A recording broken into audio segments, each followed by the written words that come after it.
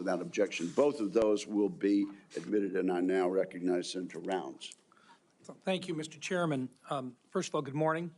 I'd like to thank you for your service to our nation in uniform and also your work on behalf of your fellow veterans and for your willingness to enter into this maelstrom of public service. I think the presence of so many veterans who have showed up to support you speaks volumes. I also want to recognize your family service and sacrifice. You know as well as anyone that it's not just the man that enters the arena, but it's the entire family who also works their way through this process as well. I appreciated our meeting with you and with your wife, Jennifer, this last month. I thought that we had an excellent conversation, and I appreciate your statement and your answers to the advanced policy questions, especially your desire to bring a renewed focus on warfighting and lethality back to the Pentagon. I also respect and I appreciate my friend and colleague, Senator Gillibrand, and some of her questions, and I know that she had a number of them in there. You had an opportunity to respond very briefly. Were there any other responses that you would like to make or clarifications that you would like to make before I move on to my questions? Senator, thank you very much for the opportunity to meet and for the question.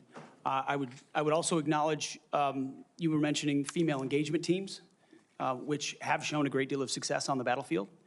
It would be and universally acknowledged as such. I've been in Iraqi homes where the language and gender barrier was real, and the ability to have someone there to help in that process would be a massive accelerant in mission success. So I recognize that reality. I also recognize that female engagement teams assigned to a SEAL team or a Green Beret team meet different standards also, which is okay because of the duty positions involved in that job. As far as politics, Senator, it has been the joy of my life to lead men and women in military outfits. When you're in combat or in training, there's a lot of conversations that happen.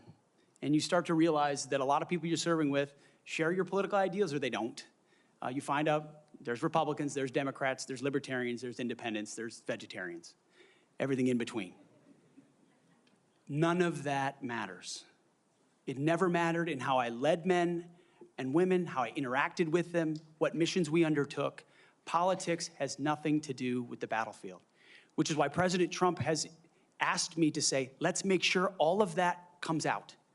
This is about warfighting capability, setting standards high, and making sure we give our boys, our men and women, everything they need to be successful on the battlefield. So politics can play no part in that, and I look forward to infusing that, as we always have inside our units. I appreciate you making that very clear. And one of the areas that we want to do our best is to provide for the equipment and the technical capabilities so that no young man or woman enters into a battle as a fair fight, and that they always have the advantage. Those are the types of questions that I'd like to get into right now, and I want to start by talking about something that sometimes gets a little bit into the weeds, but I think it's critical.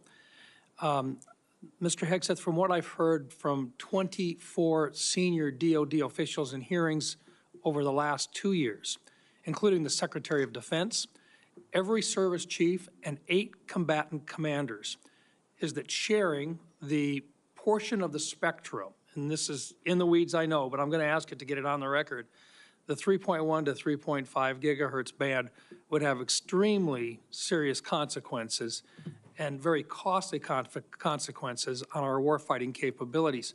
In fact, the Department of the Navy alone has estimated that relocating their systems to a different part of the spectrum band would cost them $250 billion. That's just for the destroyers that defend our coasts with the radars that they have in them. If confirmed, what will you do to make sure that the Department of Defense can maintain its access to and the use and to be able to maneuver within the electromagnetic spectrum at home and abroad? And would you be willing to literally go to the mat with the interagency to protect warfighter requirements for the use of the spectrum? Well, Senator, thank you for the question. And my job, in part, will be to go to the mat when necessary for things I believe are an absolute requirement for the Department of Defense and the men and women in uniform. There's no doubt about that. In this particular case, as far as spectrum, I look forward, as I've said before, getting a full class of, because this issue has come up a number of times in meetings. It's critically important with how our warfighters communicate across all services. So I'm going to get a classified briefing immediately about what that would, how it would impact the spectrum if it were to allow other companies or it to be Rest auctioned assured, off. China So we have to know. China would love to have our ability to use that part of the spectrum restricted. They would And love that. Absolutely right. And so I will go in with eyes only toward ensuring we have the capabilities we need and there's no disruption when I take that brief. Thank you. In your advanced policy questions, you recognize a cooperative approach by China, Russia, Iran, and North Korea to undermine U.S. influence around the world. As you point out, aggression by any one actor would be an opportunity for others to engage the U.S. on multiple fronts along the continuum of the conflict. As we discussed in my office, neither of us wants to send our troops into a fair fight. We want to make sure that they have every advantage that the United States can give them, and that requires resources and reforms. Given the growing potential of a multi-theater conflict involving near-peer adversaries, what steps would you take to prepare the Department of Defense to simultaneously execute and sustain operations across multiple regions while maintaining readiness and deterrence globally? And I just have to make note, and I want to make it clear, we have language in this year's fiscal year 2025 National Defense Authorization Act calling for a review of the department's operational plans. And I just want to make sure that you're aware of that, and that we will have, if we have a fight with one, the chances are very good that we're going to have two battles or two different battlegrounds at the same time.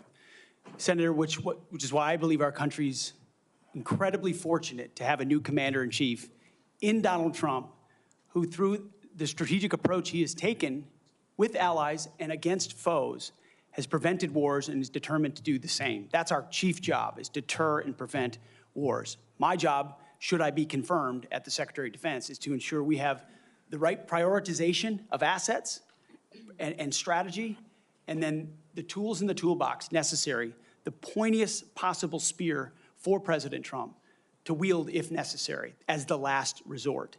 So President Trump at the helm, I think, will go a long way in making sure our enemies know there's a new sheriff in town. Thank you. Thank you, Mr. Chairman. And thank you very much, Senator Blumenthal.